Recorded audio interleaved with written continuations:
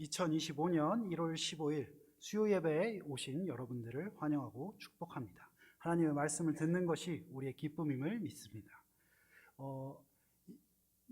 제 두 번째 수요 예배 설교인데요. 저는 해외 MK로서 자라왔습니다. 그래서 해외에서 보시는 분들도 있고 제 이제 친한 고등학교 친구들은 온라인 예배를 또 이렇게 챙겨서 봐주는 고마운 친구들이 있는데요. 제가 첫 설교 때 너무 긴장해서 그런지 정수리만 이렇게 보여주고 설교를 했다고 하더라고요. 그래서 정수리 미남이 낫다고 했는데 오늘은 정수리 말고 얼굴을 보여드리면서 설교를 해보려고 합니다. 네, 아직은 부족하기 때문에 응원과 기도를 언제나 부탁드리겠습니다. 네, 이제 말씀을 시작하려고 합니다.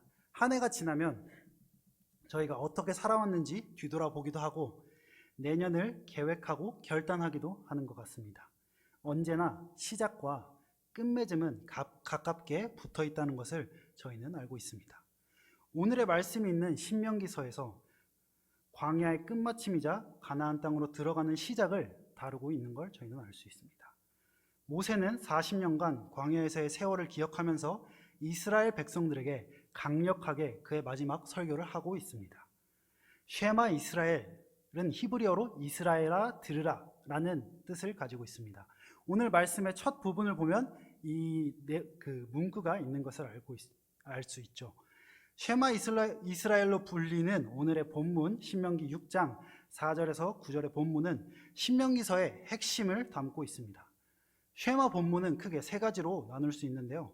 첫 번째 부분은 오늘의 본문인 신명기서 6장 4절에서 9절을 다루고 있습니다. 두 번째 부분은 신명기 11장 13절에서 21절을 다루고 있고요. 그리고 세 번째 부분은 민수기서 15장 37절에서 41절 이렇게 세 부분이 있습니다.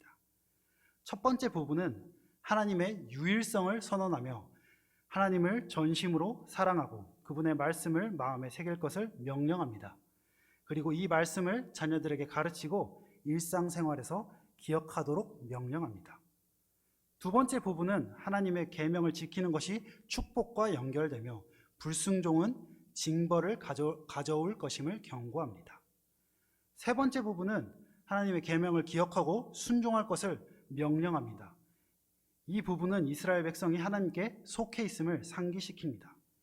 오늘은 쉐마 본문의 첫 번째 파트인 신명기서 6장 4절에서 9절의 말씀을 다루려고 합니다. 신명기서의 핵심을 이해하기 위해서는 이스라엘의 배경인 광야에서의 역사를 이해해야 합니다. 이스라엘 역사에 있어서 출애굽기가 꽤나 핵심 배경임을 저희는 이해하고 넘어가야 합니다. 출애굽기는 이스라엘 민족의 형성을 다루고 있습니다. 창세기에서는 가족 단위의 역사와 신앙을 보이고 있습니다. 출애굽기에서는 이스라엘이 한 가족 집단에서 하나님의 언약의 백성으로 성장하는 과정을 다루고 있습니다. 사회 공동체의 구성 단위가 가족에서 민족, 국가 단위로 이렇게 커지는 것을 저희는 볼 수 있습니다. 공동체의 구조적인 속성이 변한 것입니다. 창세기는 아브라함을 시작으로 이삭, 야곱, 요셉으로 이어지는 가족 단위의 신앙과 신학으로 이루어져 있습니다. 아브라함이 하나님을 만나고 믿음의 조상으로서의 믿음의 발걸음을 하는 것은 가족 공동체로서 다루고 있습니다. 성경의 전 신학의 기초를 이루는 틀은 출애굽기에서 파생된 신학이 기초하고 있습니다. 쉽게 이야기하면 믿음의 기초는 아브라함에 의해 형성되었지만 이스라엘 역사의 구체적인 시작이며 민족의 정체성을 다루고 있는 부분은 출애굽기를 통한 시작이라고 볼 수 있는 것입니다. 출애굽기부터 신명기까지는 커다란 사건들을 중심으로 하나님의 백성으로 이스라엘 백성이 만들어지는 과정이 진행이 됩니다. 가장 먼저로는 430년 만에 가족 공동체에서 거대한 숫자의 민족이 되었고 이스라엘 민족이 노예에서 이집트를 탈출하여 자유를 얻게 되는 하나님의 구원의 사건이 있었습니다. 두 번째 사건으로서는 시내산에서 십계명을 받으며 하나님과 이스라엘 민족이 하나님과 언약을 형성하는 과정을 보입니다. 십계명과 율법이 주어짐으로 인하여 하나님의 백성으로 살아가는 기준이 정해졌습니다. 이 기간은 가장 중요한 이스라엘의 율법이 형성되는 기간이었습니다. 율법은 그들에게 종교적인, 사회적인, 도덕적인 규범을 제시했으며 공동체의 삶을 형성하게 하였습니다. 이는 그들의 신학적인 기초가 형성이 되었다는 것이죠. 또한 이 시기에 성막이 건축되었으며 하나님의 임재와 예배가 중심으로 자리를 잡게 되었습니다. 40년의 광야에서 생활하는 동안 이스라엘 백성은 하나님의 언약의 백성으로서 그들의 삶을 규정하는 예배를 배워가고 이렇게 드리는 시간이 주어졌습니다. 그들의 예배 규정은 이 시기에 형성되고 만들어졌다는 것을 저희는 알 수 있습니다. 이스라엘 민족의 신학적인 핵심은 크게 여러 가지를 뽑을 수 있는데요. 먼저 이것을 쭉 나열해 보겠습니다. 첫 번째, 하나님의 유일성과 주권. 두 번째, 언약의 하나님, 약속을 성취하신 하나님. 세 번째, 율법의 거룩함. 네 번째, 예배와 하나님의 임재. 다섯 번째, 이스라엘의 정체성과 사명. 여섯 번째, 역사 속에서 하나님의 구원 계획. 일곱 번째, 미래적 소망과 하나님 나라. 여덟 번째, 하나님과의 관계의 중심성. 이것들을 쭉 생각을 해보면 많은 부분이 출애굽기에서 형성되고 이 신학적 핵심과 신앙적인 토대들이 출애굽기에서 세워졌다는 것을 알 수 있습니다. 신명기서로 돌아와 신명기서는 광야에서 40년을 채우고 이스라엘 민족이 약속의 땅으로 들어가게 되는 순간을 앞에 두고 있습니다.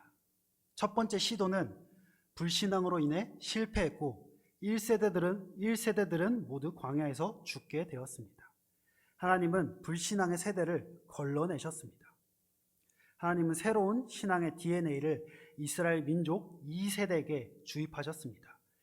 1세대에 존재한 불순종의 DNA를 제거하시기를 하나님은 원하셨다는 것입니다. 그리고 새로운 세대를 통해 하나님의 율법이 다시 세워졌습니다. 쉽게 생각해 보면 인간이라는 생물을 바라보았을 때요, 인간에게 있어서 행동 양식은, 그리고 쉽게 말해서 습관은 선천적이기도 한데 후천적이기도 합니다. 출애굽한 1세대 백성들에게는 430년간 노예로 길들어진 선천적인 습관 그리고 후천적인 습관이 그들에게 남아 있었습니다. 그렇기 때문에 하나님은 1세대를 가나안 땅으로 보낼 수 없었습니다. 그들은 불순종과 불신앙의 열매를 맺었습니다. 하나님은 이스라엘 백성에게 있는 노예된 본성을 지우시고 새롭게 하나님의 언약의 율법적 가치관을 새로운 이스라엘 세대에게 주입하셨습니다.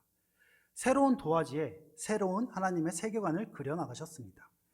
노예로서의 선천적인 습관들을 지우시고 후천적으로 그들을 연단하시며 그들을 하나님의 언약의 백성으로 빚어나가고 준비시키신 것입니다.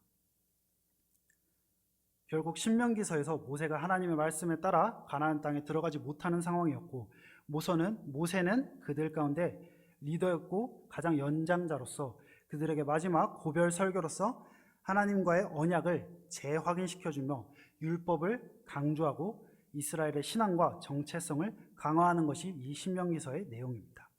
그렇다면 오늘의 말씀으로 돌아와서 신명기 6장 4절에서 9절의 말씀은 신명기 모세의 고별 설교의 핵심 중 하나입니다. 모세는 이스라엘의 리더로서 두 번째 세대인 이스라엘 민족에게 하나님과의 언약을 강조하고 있습니다. 오늘의 본문은 이스라엘 민족의 신앙 고백과 하나님과의 언약 관계의 본질을 압축적으로 보여주고 있습니다. 이스라엘 신앙의 중심인 여호와의 유일성과 언약 관계를 강조하며 모든 삶의 영역에서 하나님의 말씀을 내면화하고 실천할 것을 요구합니다. 저희 같이 4절의 말씀을 같이 읽었으면 좋겠는데요. 한번 같이 읽겠습니다. 이스라엘아 들으라, 우리 하나님 여호와는 오직 유일한 여호와시니. 네, 4절의 말씀에서는 하나님의 유일성을 말하고 있습니다. 하나님은 유일한 주권자시며 다른 신들과는 구별되는 분이심을 선언하고 있습니다. 이 내용이 신명기 전체의 기초이며 하나님 중심 신앙임을 강조합니다. 당시에 고대 근동 사회에서는 국가 신들이 존재했습니다.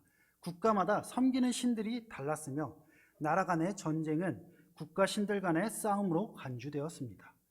또한 대부분의 국가는 여러 신들을 섬겼습니다. 대부분의 국가는 다신교를 따랐습니다. 신들은 특정 지역, 도시, 직업군을 보호하거나 특정 자연현상을 주관한다고 믿었습니다. 예를 들어 바알은 풍요와 비를 관장한다고 여겨졌으며 가나안 사람들은 농사를 위해 바알에게 제사를 드렸습니다. 모세를 통해 이스라엘 백성을 출애굽시키신 사건은 여호와의 절대적인 주권과 능력을 보여주시는 핵심 사건입니다. 이 사건은 여호와가 단순히 민족신이 아니라 모든 신 위에 계신 유일하신 하나님임을 증명하는 계기가 되었습니다. 애굽에서 10가지 재앙은 애굽의 다양한 신들을 심판하는 사건이었습니다. 나일강의 신 하피나 빛의 신 라는 10재앙에서 여호와의 주권 앞에 무력함이 드러났습니다. 이는 여호와가 단순한 지역신이 아니라 모든 창조물 위에 있는 절대적 주권자, 창조자이심을 선포한 사건이었습니다. 이스라엘 백성에게 주어진 10계명의 첫 계명을 보면 알 수 있듯이 하나님은 이스라엘 백성과 유일신 신앙 관계를 제시하십니다.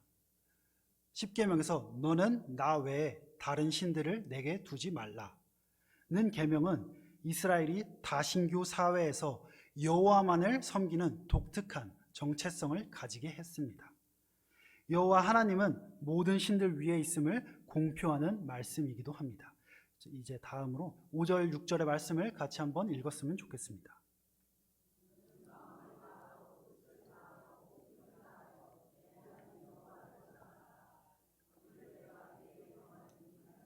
너는 마음의 세계. 5절 하나님을 사랑하라는 명령은 신명기서의 매우 중요한 메시지입니다. 이 사랑은 율법 준수와 순종의 원동력이 되었습니다. 하나님은 사람이 하나님을 사랑하는 힘의 크기에 있어서 사람이 할 수 있는 전부를 원하셨습니다. 마음을 다하고 뜻을 다하고 힘을 다해 하나님을 사랑하기를 원하셨습니다. 이스라엘 백성에게 주어진 10계명을 보면 첫 부분인 첫 번째 계명부터 네 번째 계명은 하나님을 사랑하는 부분에 초점이 맞추어져 있습니다. 하나님은 하나님과의 언약으로 이스라엘 민족에게 하나님의 사랑을 주심과 동시에 이스라엘 민족에게 하나님을 사랑하라는 쌍방적인 관계를 요구하고 계십니다. 또한 6절에서는 하나님은 이 말씀을 지식으로 아는 것에 그치지 않으며 마음 깊이 새겨 삶의 중심으로 삼으라는 명령을 주신 것입니다. 하나님은 이스라엘 민족의 가치관이 하나님 중심이 되기를 원하셨습니다. 이스라엘 민족에게 형성된 세계관은 하나님을 사랑하며 하나님의 율법을 준수하는 삶이라는 것입니다. 이스라엘 민족의 삶의 방향성이 하나님 사랑이라는 테마 안에서 살아가게 되기를 하나님은 강조하셨습니다. 다음으로 이제 같이 7절에서 9절의 말씀을 읽어보겠습니다. 시작. 내 자녀에게 부지런히 가르치며 집에 앉았을 때든지 길을 갈 때든지 누워있을 때든지 일어날 때든지 강론할 것이며 너는 또 그것을 내 손목에 베어 기호를 삼으며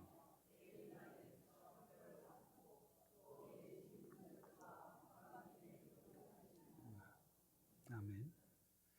7절에서 9절에서의 말씀은 하나님을 사랑하라는 율법의 강조가 드러나 있습니다. 하나님은 하나님을 사랑하는 율법을 온 이스라엘이 따르고 이 율법이 이스라엘 민족의 정체성이 되기를 바라셨습니다. 이스라엘 민족은 하나님과 동행하는 민족으로 선택하셨고 강조하십니다. 7절에서 하나님은 이스라엘 민족에게 가정 안에서의 가르침을 말씀하십니다. 하나님의 율법과 말씀을 자녀들에게 가르치고 이것이 가정 안에서도 잘 이루어지기를 원하셨습니다. 그들의 신앙이 다음 세대에게 전해지며 믿음의 유전자가 계속해서 쌓이기를 바라셨습니다. 또한 이스라엘 민족이 가지는 이 믿음은 개인적인 차원을 넘어 가정과 공동체 속에서 지켜져야 하는 유산임이 강조되고 있습니다. 8절과 9절에서는 하나님을 향한 사랑의 마음과 말씀이 우리의 일상생활의 중심이 되어야 함을 상징적으로 나타내고 있습니다. 우리는 삶의 이야기를, 삶의 예배를 자주 이야기하곤 합니다. 그것을 8절과 9절 말씀은 다시 한번 강조하고 있습니다. 언제, 어디서, 무엇을 하든지 하나님의 말씀이 기준이 되고 가치관이 되어 살아가는 것이 하나님이 말씀하고 명령하시는 것임을 저희는 이 말씀을 통해 알 수 있습니다. 구약 시대에서 비춰지는 하나님의 모습은 창조자로서의 모습이 자주 부각되곤 합니다. 하나님은 창조자로서 시간과 공간을 초월하셨으며 그 위에서 역사를 주관하고 계십니다. 하나님의 창조자로서 드러나는 속성은 선이라는 것입니다. 하나님은 선한 분이십니다. 그렇기에 선과 악이라는 것은 하나님과 하나님의 속성이 없어진으로 나뉘게 됩니다. 하나님은 언제나 기준이 되십니다. 하나님은 창조자이시며 기준이시며 절대적인 존재이시기 때문에 하나님은 심판자가 되셔서 세상을 하나님의 기준에 따라 창조자의 위치에서 심판하십니다. 선과 악을 구분해서 심판하신다는 것입니다. 우리가 헬라어로 죄를 하마르티아라고 부릅니다. 하마르티아는 관역에서 벗어난이라는 뜻을 가지고 있습니다. 결국에 죄라는 것은 목적에서 벗어난 영적인 실패, 곧 하나님의 뜻에서 벗어난 것임을 저희는 알 수 있습니다. 오늘의 말씀에서 하나님은 이스라엘 백성에게 하나님의 뜻에서 벗어나지 말라고 이야기하며 벗어나지 않을 방법을 알려주고 계십니다. 그렇기에 이스라엘 백성에게 율법이 주어졌으며 십계명이 주어졌습니다. 십계명에서 우선시되는 계명은 하나님을 사랑하는 것입니다. 또한 하나님의 법도에서 벗어나지 않고 하나님의 기준에서 벗어나지 않도록 명령하시는 것입니다. 하나님의 창조자의 속성보다 저에게 익숙한 다른 하나님의 속성이 한 가지 있습니다.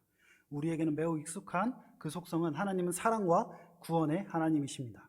하지만 그 모습은 신약 그리고 예수 그리스도에게서만 나오는 것이 아니라 구약 성경에서도 그 모습이 비추어지고 나타납니다.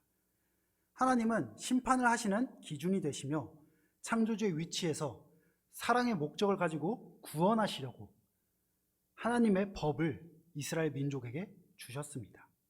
하나님의 법을 지킴으로써 하나님의 기준에서 벗어나지 않게 하십니다. 이스라엘 민족이 그 방법을 지킴을 통해 죄악 가운데 살지 않고 심판에서 구제하시려는 하나님의 구원하시려는 사랑이 여기서 드러나게 됩니다. 그 하나님의 사랑의 법이 오늘의 말씀을 통해 이스라엘에게 전파되고 있습니다. 저희가 다시 한번 오늘의 말씀을 같이 한번 읽어봤으면 좋겠습니다. 같이 한번 읽겠습니다. 이스라엘아 들으라. 우리 하나님 여호와는 오직 유일한 여호와시니 너는 마음을 다하고 뜻을 다하고 힘을 다하여 내 하나님 여호와를 사랑하라. 오늘 내가 내게 명하는 이 말씀을 너는 마음에 새기고 내 자녀에게 부지런히 가르치며 집에 앉았을 때에든지 길을 갈 때에든지 누워 있을 때에든지 일어날 때에든지 이 말씀을 강론할 것이며 너는 또 그것을 내 손목에 메어 기호를 삼으며 내 미간에 붙여 표로 삼고 또 내 집 문설주와 바깥문에 기록할. 아멘.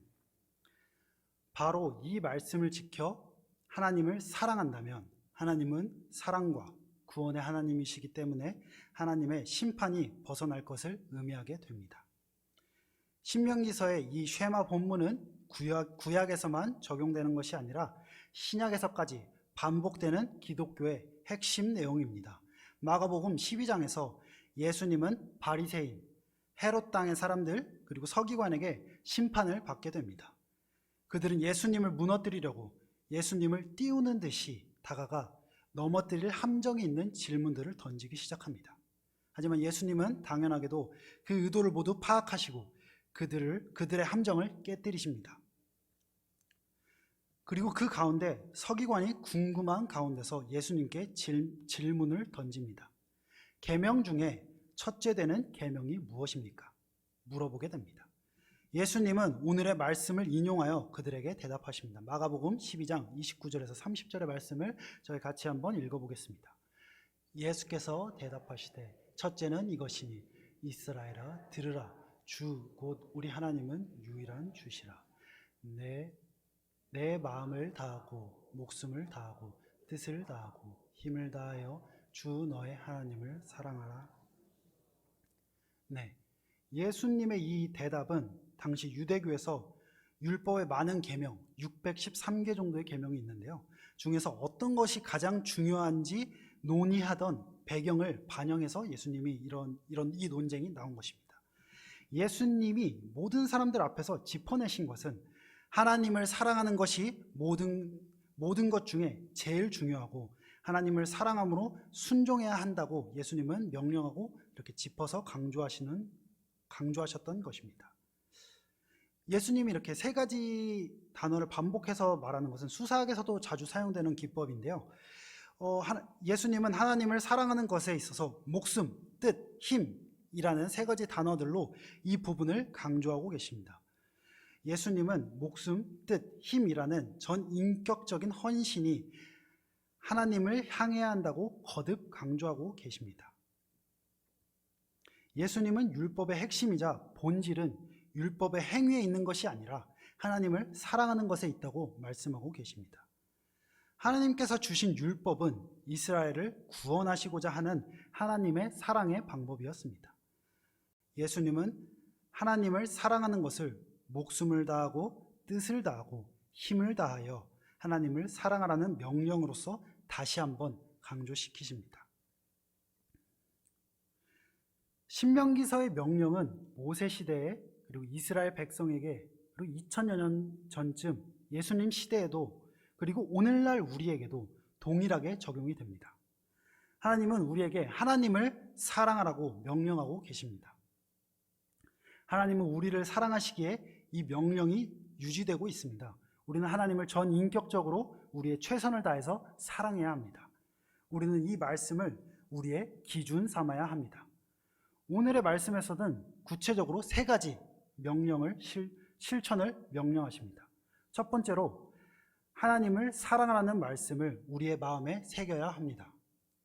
하나님을 사랑하라는 것은 우리의 삶에서 가장 우선되어야 합니다. 가끔 우리는 삶을 살면서 다른 것들이 하나님을 사랑하는 것보다 우선되는 것을 볼 수 있습니다. 제가 한국인이긴 하지만 외국에서 오래 살아서 그런지 한국인이지만 가끔 한국인들을 제가 외국인의 입장에서 바라보는 시각이 가끔 있습니다. 제가 보았을 때 한국인들에게 있어서 가장 우선시되는 부분은 돈과 효율이라고 느꼈습니다. 저는 한국 사회가 윤리적인, 도덕적인 가치를 돈으로 환산해서 계산하는 것을 보고 경악을 금치 못하였습니다. 또한 돈이라는 가치만을 계산해서 인생의 목표로 살아가는 부분을 보았을 때 이 부분은 하나님이 기뻐하는 모습이 아니라고 느꼈습니다. 돈 외에도 다른 것들이 저희의 우상이 되고는 합니다. 하지만 하나님은 십계명에서 우리에게 하나님 외에 다른 우상을 만들지 말라는 명확한 기준을 제시하셨습니다. 그렇기에 우리가 하나님보다 더 사랑하는 우상들을 만들지 않으며 살아가기를 바랍니다. 또한 하나님을 사랑하는 것을 제일로 우선시하기를 바랍니다. 두 번째로는 하나님을 사랑하라는 계명을 우리보다 어린 세대에 최선을 다해 전할 필요가 있습니다. 하나님은 가정에서 하나님을 사랑하는 모습이 계속해서 전해지기를 바라시고 계십니다. 먼저 우리가 하나님을 사랑하는 사람이 되고 또한 우리의 자녀들을 그렇게 길러내는 것을 명령하고 계십니다. 저는 아직 결혼을 하지 않았지만 중등부 전도사로서 중등부 아이들에게 이 말씀을 순종함으로써 하나님을 사랑하는 법을 가르치는 것을 순종하려고 합니다. 여기 계신 분들은 어떤 분들은 제 부모님보다 연세가 있으신 경우도 있고요. 제 부모님과 비슷한 나이이신 분들도 계시고 어떻게 보면 제 부모님들보다는 어리신 분들도 계신 것 같습니다. 하지만 여러분 여기 계신 분들의 아이들이 나이가 어떠하든지 하나님을 사랑하라고 아이들에게 권면하시기를 바랍니다. 마지막으로는 하나님을 사랑하는 것을 우리 몸에 가까이 두어 문설주에 두어 잊지 않아야 한다는 것입니다. 우리는 인생을 살아가면서 하나님의 말씀이 우리에게서 너무 쉽게 멀어지고는 합니다. 바쁜 인생에 있어서 우리의 우선순위가 너무나 쉽게 바뀌고는 합니다. 저 역시 가끔씩 하나님의 말씀을 충분히 가까이 두지 못하는 제 모습을 보고 한탄하고 아쉬워하고 회개하고는 합니다.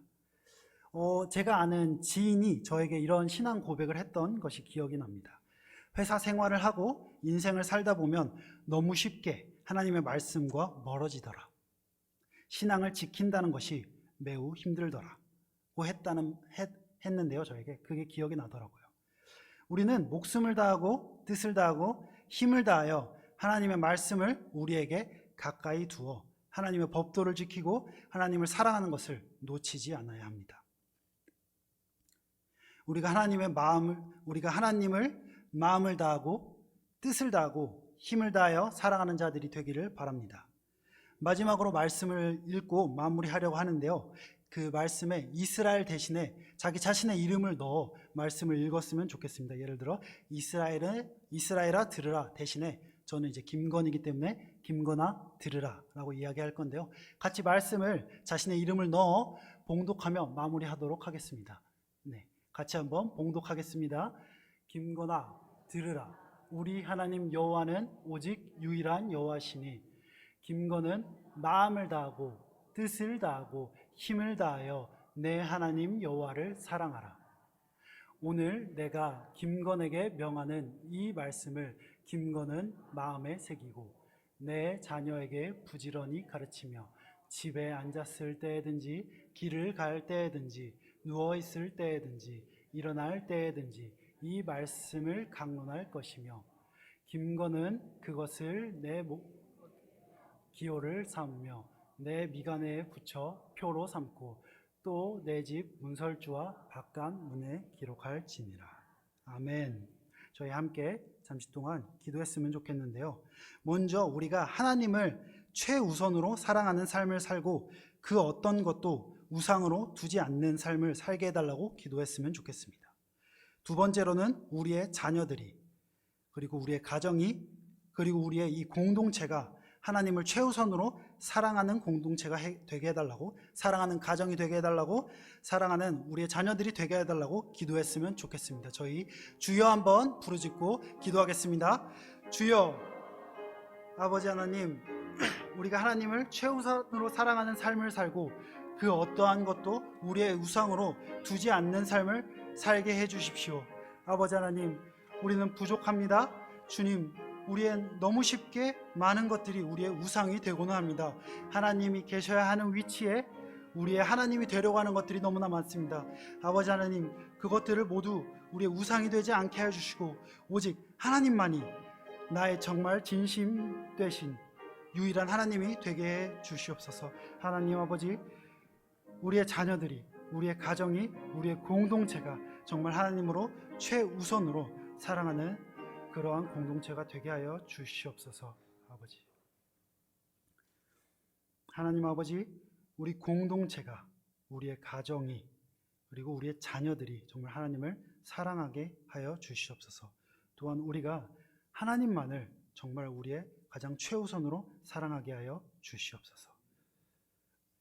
우리의 이 고백이 우리의 삶을 변화시키고 우리의 정말 마음의 밭에 깊이 새겨 우리의 기준이 되게 하여 주시옵소서. 이 모든 간구와 기도를 예수 그리스도의 이름으로 기도드립니다.